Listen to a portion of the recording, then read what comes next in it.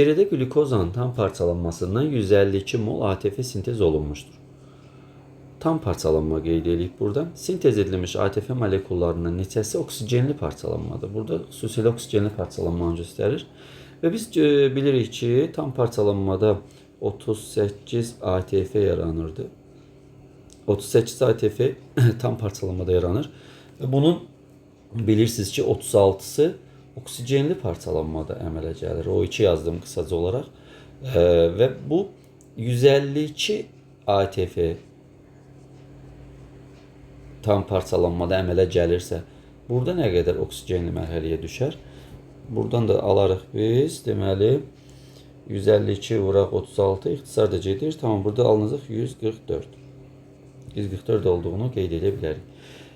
Digər qalanı isə glikoliz prosesində alınacaqdır. Yəni 144, 152-dən 144-ü çıxsaq 8-i. 8 ədədi isə deməli glikoliz prosesində əmələ gələn ATF olacaqdır.